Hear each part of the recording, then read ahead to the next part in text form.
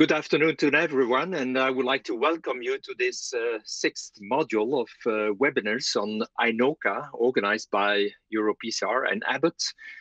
And my name is Bernard de Bruyn, and with me today are Jolande Appelman from the University of Amsterdam and Professor Sechtem from the Robert Bosch Krankenhaus in Düsseldorf.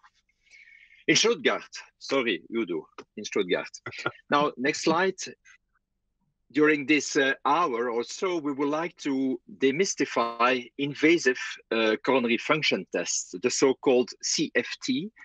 We would also like to clarify the various endotypes and to try to understand whether specific treatment can be applied in these different endotypes. This will be the difficult job of Udo. And Jolande will get us insights into the practicalities of an INOCA clinic, how to organize such an INOCA clinic, which will definitely be very practical and interesting for all of us.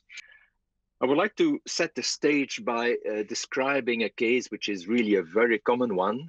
50-year-old male. Since at least 2 years, he has episodes of chest pain, not very typical, but not frankly atypical. Dubious chest pain, dubious ECG, submaximal, very common in a male patient with actually a moderate risk profile. But the problem is that it's already a third time this patient comes at the outpatient clinic. And therefore, we ordered the CT, which was, next slide, which was reassuring. CT scan of the coronary artery, you see a nice LED circumflex. The right was irregular, but apparently it was due to artifacts. And as is very often the case in this kind of scenario, it ends up in the catheterization laboratory. Next slide, where indeed we can confirm the right was strictly normal. We can confirm that also the left coronary artery was strictly normal. You see a codominant system, or no, it's a dominant right and a perfectly normal LED. What is important to look at is the absence of bridging. The left ventricle angiogram was also normal. There was no left ventricular hypertrophy. Diastolic pressure of the left ventricle were normal. So this is very often where we stop. And I will try to stop the slides here and ask to Jolande whether this is a kind of familiar scenario also in Amsterdam. Yes, Bernard, this is something you see in daily practice. So you have a patient with symptoms and even in this case, you perform the coronary angio, but often then it stops, unfortunately, and the patient is left without a diagnosis. So it happens many times, I think in about 50% of cases. And I think you don't need to stop, you have to look further for other possibilities. Thank you. Udo, this also sounds familiar to you in Stuttgart? Oh, absolutely. And I think we have good data that this is very common in the US and in Europe. And it is between 30 and 50% of the patients who you cath for diagnostic purposes. And the question is what to do next and how to treat these patients. And maybe I could have that slide, very good. We have the wonderful word endotype, coined by Colin Berry, I believe, for this purpose, but it is a Wikipedia definition. It's a condition which is defined by distinct functional or pathobiological mechanisms.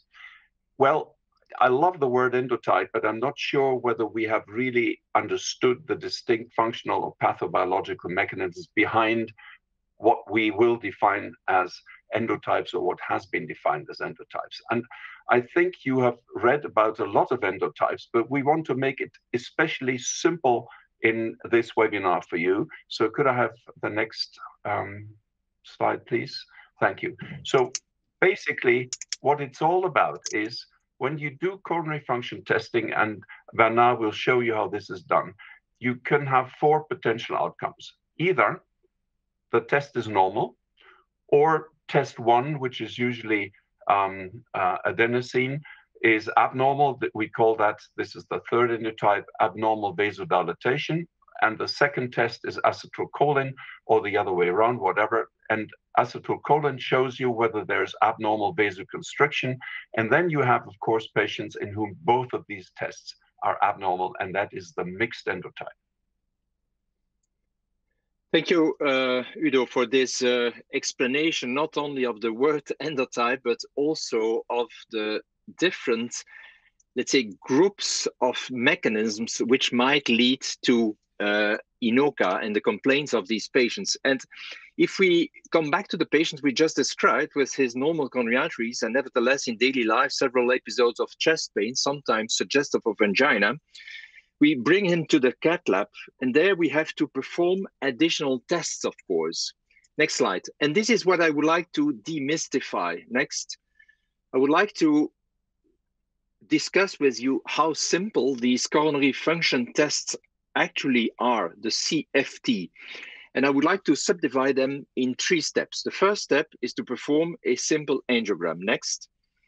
It's a simple angiogram like we do every day, except that we need a 12-lead ECG. That's very important. Except that if we go radial, I think it's better to refrain to give nitrates of calcium channel blockers in the radial artery, if possible, at least. We have to measure the diastolic pressure of the left ventricle. We believe it's very important also to do a left ventricular angiogram, a good quality LV angiogram. And of course, we have to use a diagnostic catheter to shoot the right. Now, when this is done, and when we are set up, we go to the left coronary artery with a 5 or 6 French guide. And we, of course, refrain to give nitrates. And if we indeed confirm that there is no angiographically obvious reason for the complaints of the patient, next slide, well, then we go to the next step, next, the acetylcholine test. The goal of this test is, of course, to look for abnormal vasoconstriction. Next. And again, next, again. And again, actually, the acetylcholine test is quite easy to perform. We have to prepare acetylcholine, and you have to discuss that with your pharmacist. Either you do it through the pharmacy or you do it directly in the cath lab. But anyhow, you have to inject by hand increasing dosages of acetylcholine to 20, 100, 200 micrograms by hand in the guiding, not in a special catheter, just in the guiding. And this lasts approximately 2 minutes. You do that slowly. And at the end of the 3rd minute, you take an angiogram in the 2 projections that you have identified to visualize the LAD the best, 2 preferably orthogonal projection. And each time, if the patient has no pain, there are no ECG changes, there is no spasm visible on the angiogram, well, you go to the dosage.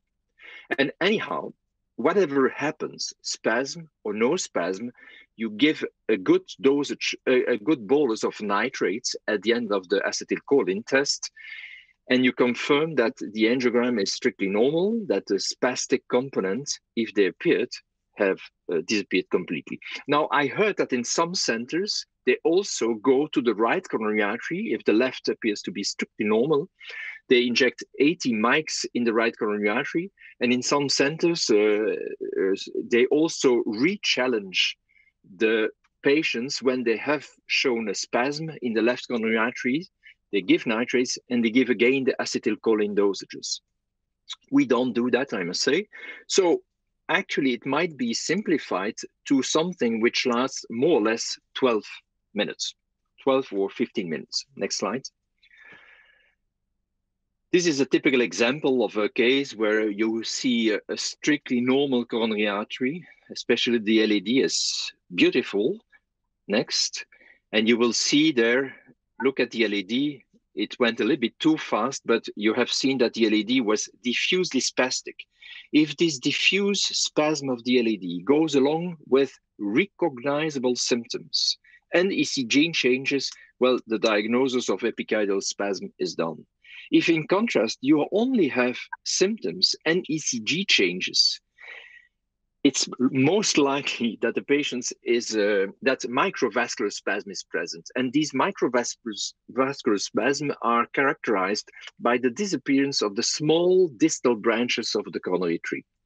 Next.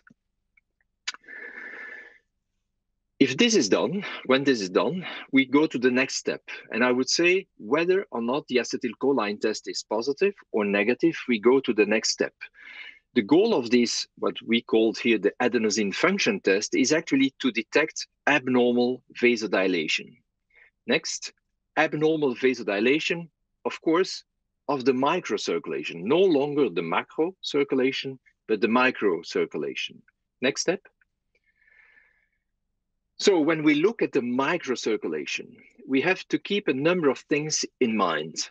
The first thing, and this might sound a little bit disruptive for many of you, is that the coronary flow reserve, the good old concept of coronary flow reserve, is probably a very poor index to investigate the microvasculature, the function of the microcirculation. The second thing is that the quintessential metrics of the microvasculature is actually microvascular resistance, which can be obtained by the ratio of PD, very easy to measure, divided by flow.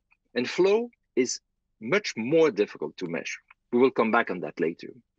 The second thing to keep in mind is that the flow, and therefore also the resistance, are highly dependent on the mass of myocardium. Next. So the goal of these functional tests will be to find a surrogate of flow. And this might be, for example, Doppler velocity. And from Doppler velocity, especially if you have simultaneously coronary pressure and Doppler flow velocity, you can calculate the HMR, the hyperemic myocardial resistance. Or, next slide, you can go to another approach, which is bolus thermodilution, and measure the mean transit time that you obtain after injection, brisk injection of a bolus of 3 cc of saline at room temperature. What you see here on the screen, in the lower part of the screen, are 2 times 3 thermodilution curves from which the software, the Coroventis software, will derive the mean transit time. And the mean transit time is actually the time needed for a red blood cell to go from the left main to the distal LAD. And the shorter this time, the higher the flow velocity, and therefore the higher the flow. So we understand that these, both the mean transit times and the flow velocities, are surrogates of flow. Next slide. And what we need, therefore, is a pressure temperature wire. We need saline at room temperature and a 3 cc syringe, so that's not very difficult to find. And of course, we need the Coroventis software to calculate not only the mean transit time, but to calculate also automatically and instantaneously the index of microvascular resistance, or IMR, as described by Bill Fearon. Next, we have understood that both flow velocities and mean transit time are actually only surrogates of flow. And we have introduced recently a method based on continuous thermodilution, which allows us to quantify flow and therefore also resistance, not as an index, but in absolute terms, which means that flow will be expressed in milliliter per minute and resistance will be expressed in Woods units.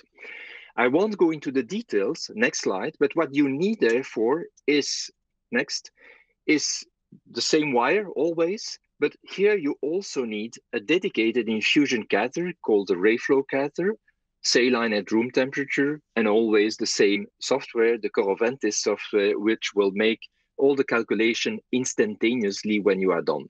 This takes, when you look at the x-axis of the scale, this takes approximately 1 minute to obtain these information. Next. And then one step further is to derive from these absolute measurements of flow and resistance what we have called the microvascular resistance reserve. I won't go into the details, but it is an index which is specific for the microcirculatory function. Just like fractional flow reserve is specific for the epicardial vessel, MRR, or microvascular resistance reserve, is specific for the microvasculature. Next. For those who are interested in these coronary thermodilution technique, there is coincidentally just this week in GCC Cardiovascular Intervention a review on the topic with many more details. Next. So by way of conclusion, I think we understood that when we bring these patients in the cath lab, we perform, of course, a regular angiogram, LV angiogram, coronary angiogram, we measure the pressure, and then we go to the coronary function test, the CFTs. Next slide. And from these CFTs, we can have different combinations. The patients might be spastic or might not be spastic. The resistance indices, IMR, microvascular resistance, or MRR, can be abnormal or normal. And according to these combinations, we find the 4 endotypes described by Udo in the introduction. And it is important to characterize these patients as well as possible, because as Udo will explain us in a couple of minutes, it is according to these 4 endotypes that the therapy will be guided. So I will stop here.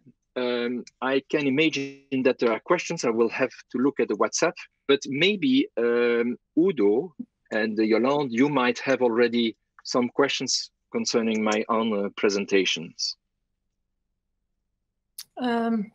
Yes, I have one, Bernard. Excellent presentation and very, very clear how things work. However, I have a question about the coronary vasospasm. You have a strict definition, although in the cath lab we see often that the patient has complaints during acetylcholine. And has vasoconstriction, let's say about 80%, and maybe a little bit of EKG changes. So strictly, it doesn't fit into the details of the Coroventis of the Covadis criteria. How would you? What would you do with those patients who don't fit in the strictly defined criteria of the Covadis, but do recognize their complaints? Yeah. Well, the last part of your question is extremely important. Do recognize their complaints. I think this is critically important. When the patients recognize their complaints, it is very likely that we have, let's say, elucidated the mechanism of these complaints, at least partially. And from the spasm on the coronary angiogram, of course, it's much easier to have a 90% spasm. It's much easier than to have let's say, a definitive diagnosis. But the complaints and therefore the anamnesis of the patient during these tests is critically important. Now, concerning the specificity of these acetylcholine tests, I would like to, let's say, to transfer the question to Udo. How do you see, what is the rationale actually, basically, to give acetylcholine to try to mimic what happens in daily life with the patients? Udo? That's a very good and difficult to answer question. I think it is a little bit historical that we use acetylcholine for this purpose, because it was used 20-25 years ago for other purposes, especially for vasodilatation testing, for endothelial function testing, all these things with rather slow doses. And from that, we expanded to go to higher doses and see whether we could produce spasm. You could do that with other compounds as well. The literature is full of that. But acetylcholine, because it's easily available and quickly mixed, I think has won the race. And I think that you correctly address such a patient who has 80%, let's say, vasoconstriction, so he doesn't really fulfill the strict criteria for epicardial spasm. There's only very little ECG change, which also doesn't fulfill the criteria, but I would definitely treat that patient as if he had vasospasm as an approach to help him. Sometimes it works, usually it works, and sometimes it doesn't, and then you have to reconsider. Thank you, Udo. I have, from the audience, so to speak, I have a very practical question, which is very important, especially in the light of the document, the expert consensus document. I read, is there a difference in doing first the acetylcholine test and then what he called the physiology testing, what we have called adenosine testing, or vice versa? And this is a very practical question, and maybe Yolande, you could take this question. Yes, well, it's still part of discussion. I think there are several centers who do it different ways. In our center, we start with the acetylcholine test and then perform the adenosine test. In a way, if you the thought is that you are influencing the measurements when you give or adenosine or nitrates. I think it was done also like that in the CORMICA, that because of you change of system and you have enough time between the different use techniques, I think, to be honest, it isn't of much influence. So the nitro will be vanished when you start with the adenosine test and vice versa. So in my opinion, it doesn't make much difference. But in my opinion, there are no studies done and who have sorted it out. I don't know if you have another experience, Udo. No, I totally agree. We have no studies, so it's a lot of opinion. And, you know, the fewer data we have, the hotter the opinions are. So, well, we have to study it. At the moment, I think, just as you do, it probably doesn't make much of a difference. All we know is from allow me to respectfully disagree a little bit. For me, it doesn't make too much sense to give a good bolus of nitrates in the coronary arteries and afterwards to test the efficacy of acetylcholine. Yes, absolutely, because you will, as we know, because we do this systematically with the re-challenge, which you mentioned, we know that we will not see about 95% of the epicardial spasm after nitroglycerin. However, we will see most of the microvascular spasm because the nitrate doesn't work well in the microvasculature. Yes, that's what we see also. And it's a nice way to see if someone is responsive to nitrates. Yeah, that sounds that makes a lot of sense indeed. Now, Udo, you nicely described your 4 endotypes, I would say. Could you tell us about the treatment of these patients according to these different endotypes? Yes, with pleasure. Let's have a look at the ESC guidelines of 2019 on the diagnosis and management of chronic coronary syndromes, because endotypes are nicely described there. There are 4 endotypes in this guideline. The first one is the normal one, which is when both of the tests that Bernard showed you are normal. Then we have an endotype called microvascular angina. And microvascular angina is defined in the guideline as when the adenosine test is abnormal, vasodilatation is abnormal, but vasoconstriction is normal. And that corresponds to our simple endotype, abnormal vasodilatation. Then we have an endotype called microvascular spasm, which indicates that acetylcholine test is abnormal. There are ECG changes in angina, but no severe epicardial constriction. The guideline does not talk about the result of the adenosine test, but let's presume that is normal.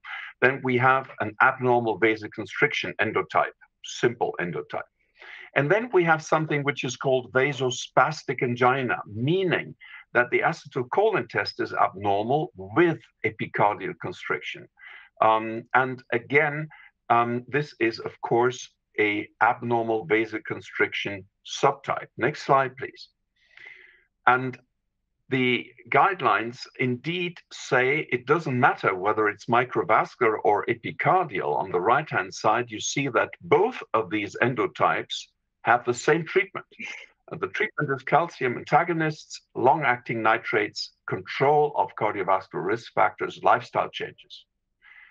However, if you have the abnormal vasodilatation subtype, you treat differently. Beta blockers, ACE inhibitors, statins, lifestyle changes, weight loss. That sounds very much like epicardial disease, and I'll show you in a moment why that is so.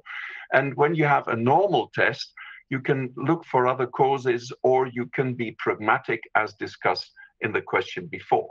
Next slide, please.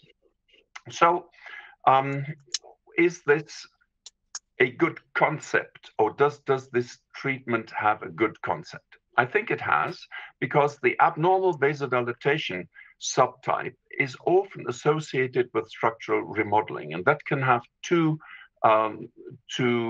ways of showing. One is capillary rarefaction, as seen on the left-hand side, and the other is arteriolar stenosis, here in a pig model.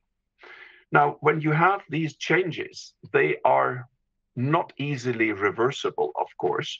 So what you can do is you reduce the oxygen demand of the myocardium, and you do that by giving beta blockers and asking the patient to lose 10 or 20 kilograms, because then the heart isn't that,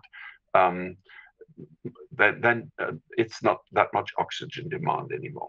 And of course, you want to improve small vessel remodeling by giving ACE inhibitors, ARBs, statins, lifestyle changes.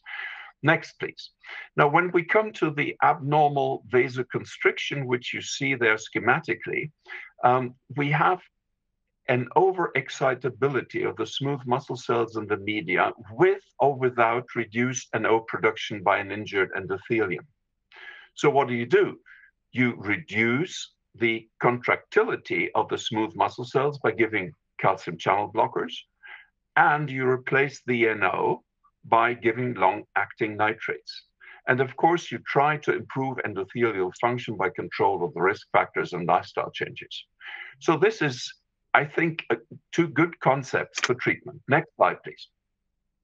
It's not only the guidelines that we have, but we have a second document which has been much talked about in this series of webinars, and that's the EAPCI expert consensus document. And let's look at the endotypes here. On the left upper box, you see no coronary microvascular dysfunction. That means adenosine testing normal. And on the right, it's adenosine testing abnormal. Then you do the acetylcholine test, and in the green box, you have a normal outcome of acetylcholine. That is the normal simple type, recognizable in the red circles. Then we have the outcome of epicardial spasm in the blue box, and that is called in the document epicardial vasospastic angina. You recognize that from the guidelines. It's an abnormal vasoconstriction subtype. And then in the yellow box, we have again a normal acetylcholine test, no angina, no ischemic changes, and this is called microvascular angina. It is abnormal vasodilatation only due to the right upper hand box of the abnormal adenosine test. And then you have mixed. Mixed is an abnormal adenosine test plus any abnormality with acetylcholine, be it microvascular, be it epicardial.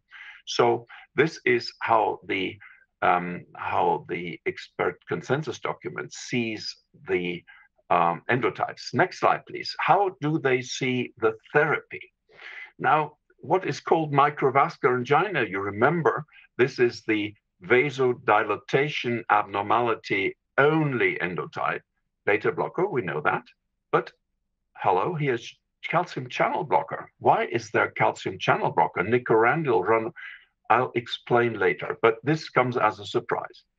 And then we have statins and ACE inhibitors, of course. And then we have the endotype vasospastic angina, and that you treat, of course, with calcium channel blockers and long-acting nitrates. Now, what is the explanation for the calcium channel blocker appearing under microvascular angina? Next slide, please. That is a problem with the document because you have two definitions of microvascular angina. In the table, you have microvascular angina, and then you have as a diagnostic criterion, first an abnormal adenosine test, and then a microvascular spasm with acetylcholine. However, in the yellow box, you remember, there is no spasm. So I think that makes it very difficult to understand what the treatment recommendations are, and therefore I would propose something more simple, just based on the result of coronary function testing. Next slide, please. On the left, you see the outcome of the adenosine test. And there are 4 potential outcomes, but we can group them. It's either normal, or it's abnormal in form of abnormal CFR and or abnormal resistance. That's pathologic. On the right, you see the acetylcholine test. It can be normal, it can be indeterminate. We call that normal. And it can show spasm. And next slide, please. We just group, as the guideline does, the 2 types of spasm together for the purpose of treating them. Next slide, please. So again, we see these 4 outcomes: adenosine normal, adenosine pathologic, acetylcholine normal, acetylcholine pathologic. And then we can group these to 4 endotypes according to the outcomes of the 2 tests. On the left lower, you see adenosine normal, acetylcholine normal, then adenosine pathologic plus acetylcholine normal, adenosine normal, acetylcholine pathologic, and the 2 pathologic one. Next slide, please. And that then finally translates into our 4 simple endotypes: normal, abnormal vasodilatation, abnormal vasoconstriction, and mixed. Next slide, please. And from this, very simply follows the treatment. For normal, we discussed that already. Abnormal vasodilatation is the beta blocker, etc. Abnormal vasoconstriction is the calcium antagonist, etc. And the mixed is the most difficult one, because you have so many medications which you can give. And what I call here reserve meds deserves just a brief comment. That is nicorandil, that is trimetazidine, and all other rarely used anti-anginal medications. Next slide, please. Now, how often do you see these endotypes? Here is the results from 4 recent papers looking at that. And we have in the upper row the result of CFR testing and plus spasm testing, and in the lower one, the resistance testing plus spasm testing. But just looking at it, you see that the distribution is fairly much the same, irrespective of whether you look at CFR or IMR. And the most frequent one is what is called abnormal vasoconstriction. That is the spasm type, 50 to 60%.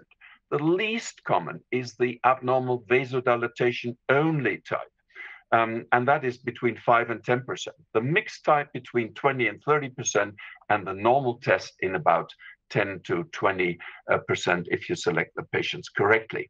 Next slide, please. So my last slide just tells you, as nice as it is to treat according to the outcome of coronary function testing, we could do that. We still need more data, because there is still a lot to be learned. What do we do with these patients who are in the rare vasodilatation only endotype? Are beta blockers really better than, let's say, verapamil or diltiazem? Is it therapeutically relevant whether a patient has only one abnormality, a CFR reduction or increased resistance, or both? Is the efficacy of anti-anginal treatment the same in patients with microvascular and epicardial spasm, or does it matter whether they have both? And most difficult, what is the best treatment for patients who have microvascular disease and low blood pressure? Because all of these medications lower blood pressure even further. Thank you for listening. Thank you very much, Udo, for this good overview based on, let's say, based on a mechanistic approach, at least as far as we can be mechanistic in the field of INOCA. We have to admit that we don't know too much about this field. We are discovering, and all these classifications are very likely to change within the next month or years ahead, thanks to new information and hopefully randomized trial. Now, Yolande, any question specifically for Udo after this presentation? No, I think it's very clear what the endotypes are and how to treat them. Should you say, if you know all the endotypes now, that we have a few studies now that demonstrate that spasm is about 50, maybe 60% of the cases, do you advise to start empirically with calcium channel blockers and nitrates to start with, and then see how things go? Or what do you suggest, to send all the people to the cath lab? Well, in my country, it is, I think, easier to get a cath than many other medical tests. And therefore, we are often faced with a patient who did not have much of a ischemia test before. So we don't even know whether it's INOCA, it may be ANOCA. And then the patient lies there and there's no stenosis. And therefore, we routinely do the coronary function test immediately because it is so frequently necessary.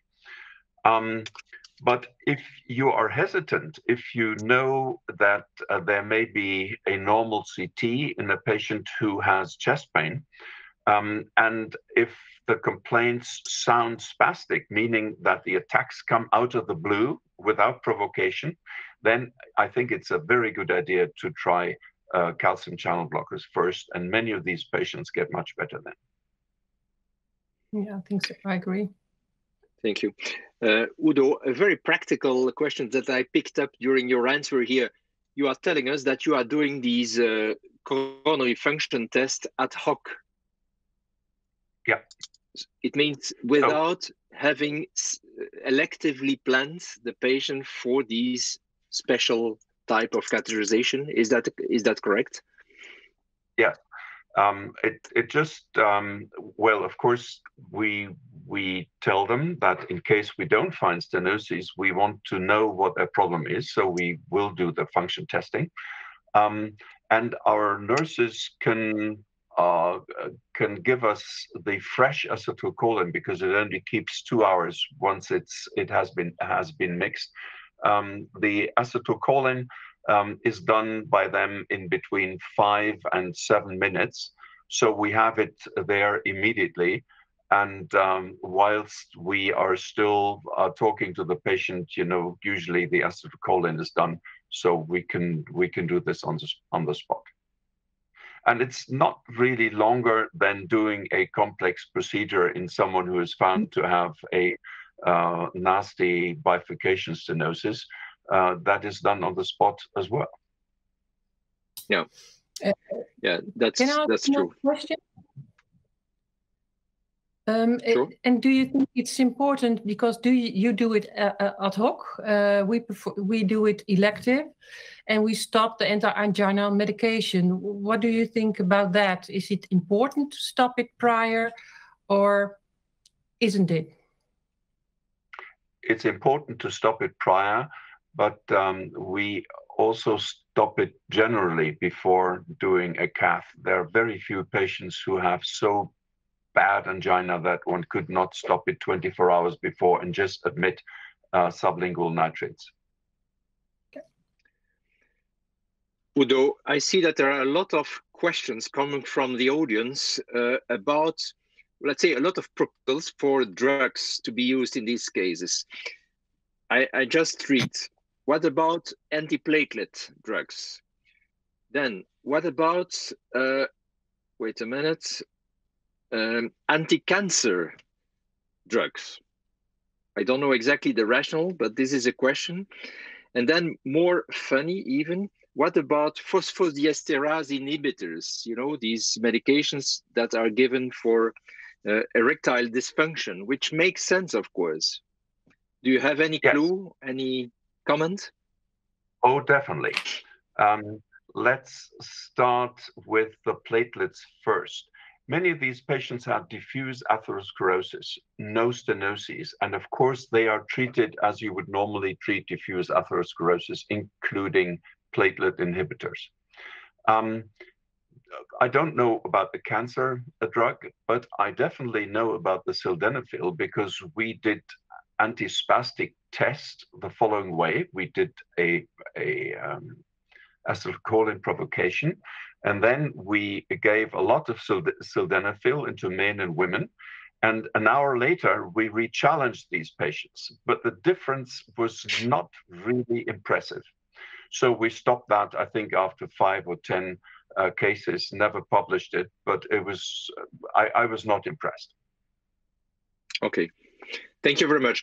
I think that we have to move on, and I would like to ask Yolande to explain to the audience and to us how she organized an INOCA clinic in Amsterdam. Yolande. Yeah.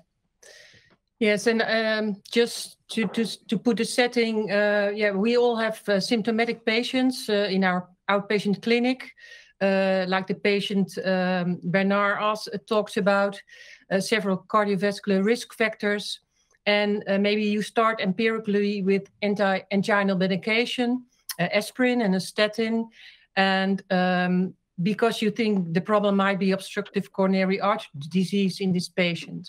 However, with symptoms, and you perform additional imaging, maybe a SPECT, you find some ischemia, maybe you don't. But you are thinking, well, maybe this guy needs a cath or a CTCA. However, no obstruction is found, but the patient has symptoms. Next slide. And then what should you do? Next slide.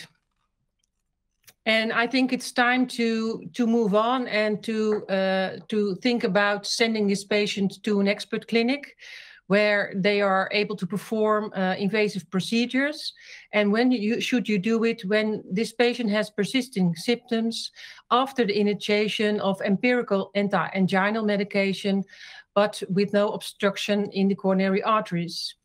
So why should you do it? What does it help? Well, I think it's important to identify the underlying mechanism in order to be able to tailor the treatment.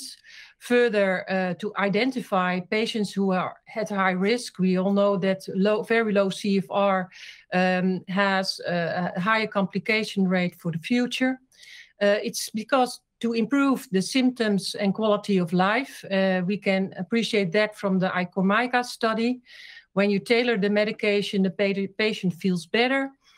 And of course, if the patient wants to know the diagnosis, because a lot of patients are told that they are crazy sometimes even, because there's no obstruction, so there's nothing wrong.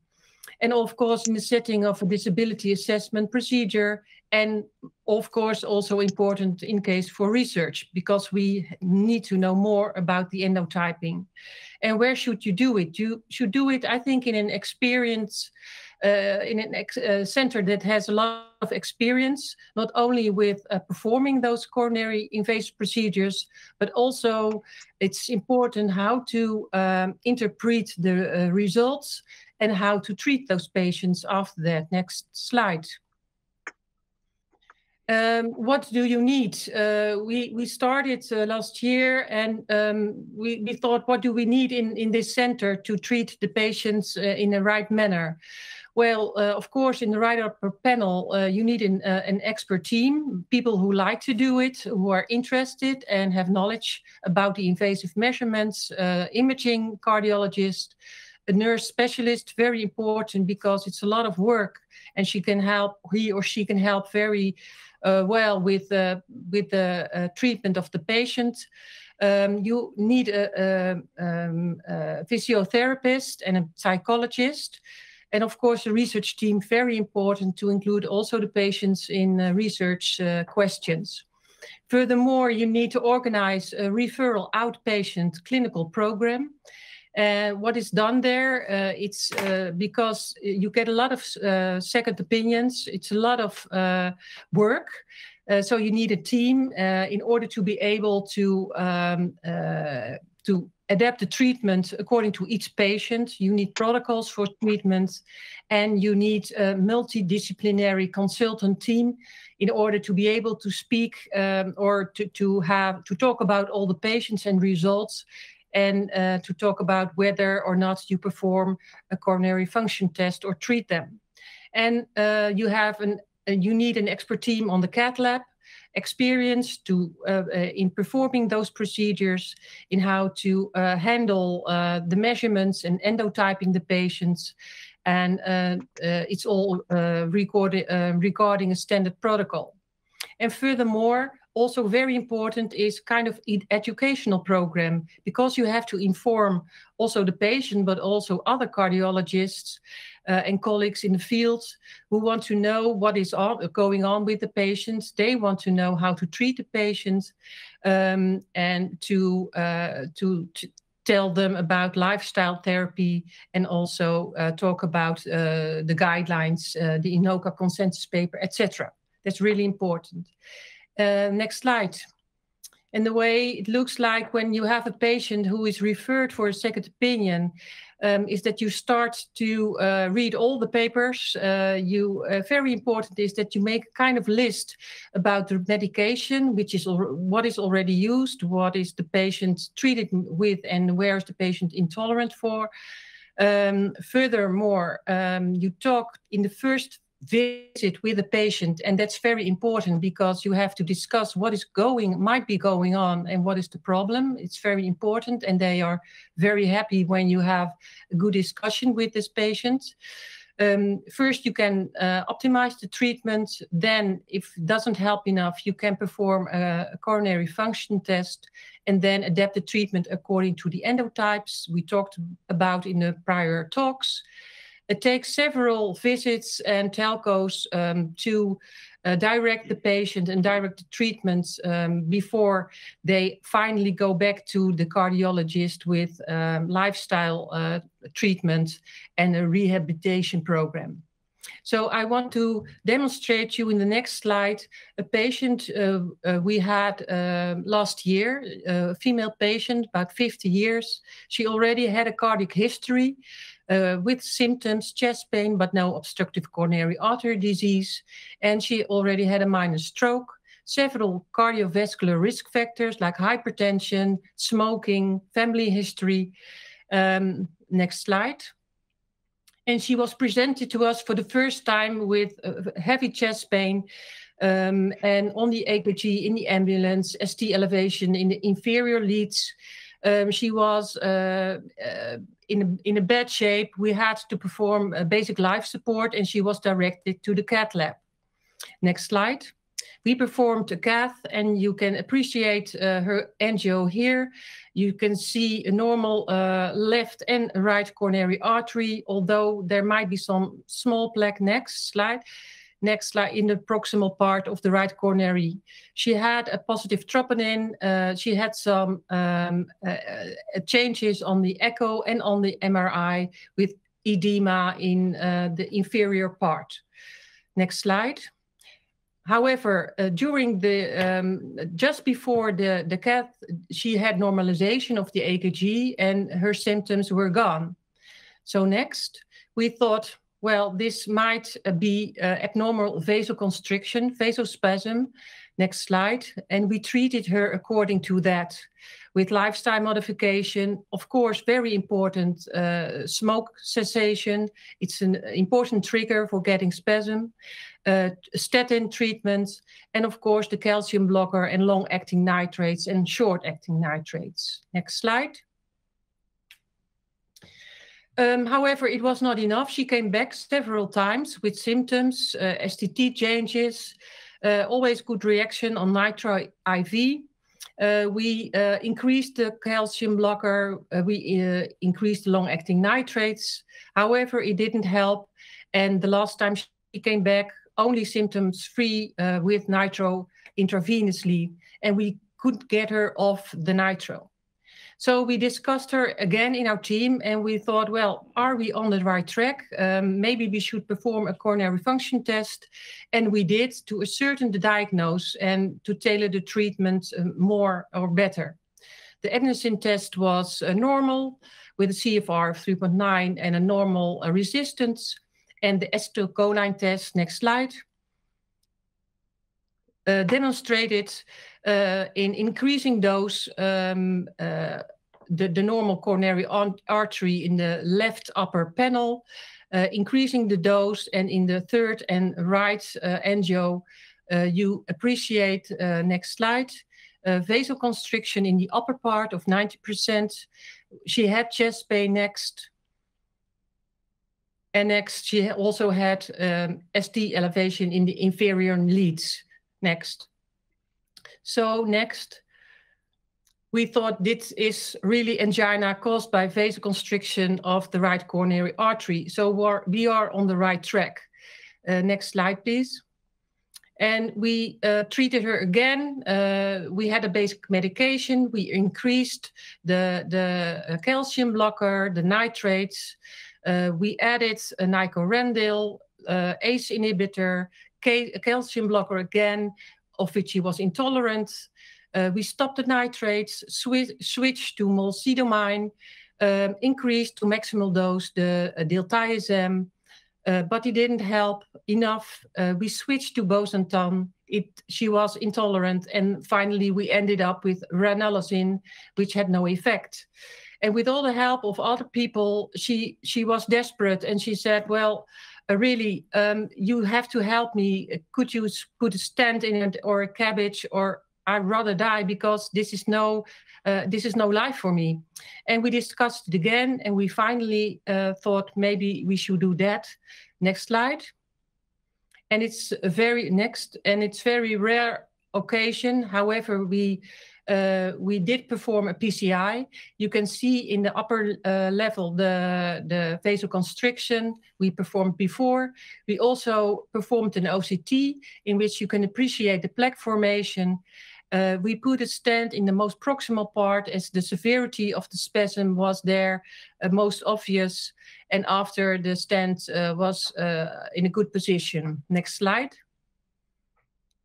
After 2 days, finally, she could be sent home with the following medication. Of course, the medication for the secondary prevention, the calcium blocker and the nitrates, and the cardiac rehabilitation program. And I talked to her just yesterday, and she was doing fine. And she was very happy with our solution. So I want to end up with the next slide. I think in these cases where you have patients with symptoms but no obstructive coronary artery disease, and you don't know what to do, I think the referral to an expert center where they are able to perform coronary function tests, know how to handle the endotypes, and perform research on those patients, I think it's really important. However, it takes experience, it takes time, and a lot of patience. Thank you very much. Thank you, Yolande, for this very practically oriented presentation, also for this nice case report. And actually, we have a couple of minutes to take some questions from the audience. And there is one coming just in from a certain Koen. He is asking, and this is exactly in line with the case you presented, with this lady with actually moderate atherosclerosis in the proximal right. Is the prevalence, I read, is the prevalence of endotypes as presented only in patients with no epicardial disease?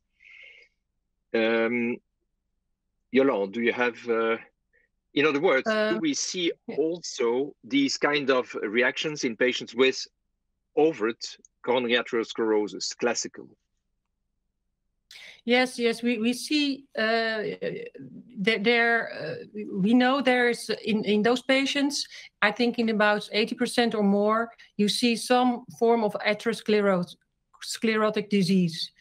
And it's also obvious, but we do not know enough about that in patients who have more atherosclerotic disease, however, where the FFR is negative, coronary spasm is also an endotype that is very prevalent in those patients.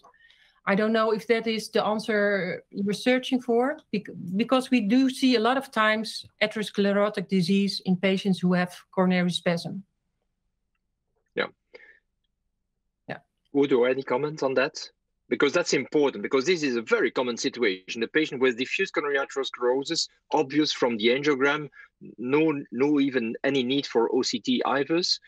but nevertheless, absolutely no gradient and nevertheless chest pain. Yes, I think that is very common. And we have post-mortem examinations in patients with diffuse epicardial coronary disease.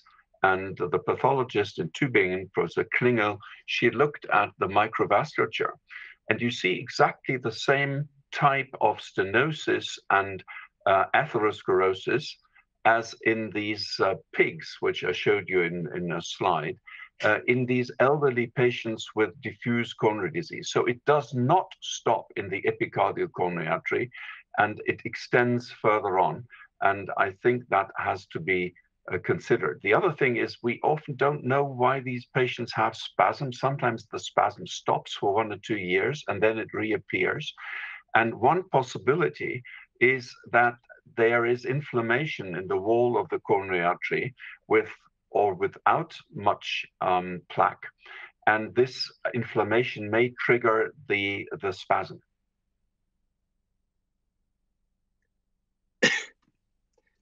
Thank you, Udo. I think that indeed this opens, of course, the field of this kind of investigation to all these patients, as you described, with diffuse but very moderate atherosclerosis and lipids everywhere, nevertheless complaints, but no gradient and a normal fractional flow reserve, or at least a quoted unquoted non-ischemic fractional flow reserve. Now, by way of conclusion, I have a question that I would like you to put, Udo. And I think the question is funny, but it summarizes very well the whole session. I read, why the hell would we do all these testing? Why not to treat the patients upfront empirically? I think this might be a good summary of the session. Yes, it's a wonderful question. And it's the correct question, and the correct answer is you're right, we don't need to do this function testing. However, unfortunately, most people, I mean 80–90% of cardiologists do not treat the patient, especially not if the first drug doesn't work. And then the patient is without diagnosis and he is without treatment. And therefore, in order to make things proper, and that has been repeatedly said in this webinar, you need a good diagnosis, also for the sake of the patient, but also of the sake of yourself, so you pursue the often difficult treatments. Yes, and maybe I can add just shortly that you, most of the times you are not finished with just starting one drug. It's in my opinion, you need much higher doses sometimes, or you need to treat it. You give the patient, let's say, the calcium blocker, not just only once a day, but maybe twice a day. So it needs experience. Yeah. So with this, I would like to close this session. Thank you very much to you, Yolande, and to you, Udo. I think we prepared this webinar quite well. And for me, at least, it has been an eye-opener, very interesting. I would like also to thank the audience for their many, many, many questions. There were at least 10 times more questions than what we have taken. Thank you very much and have a nice evening. Bye-bye. Thank you very much. Bye-bye.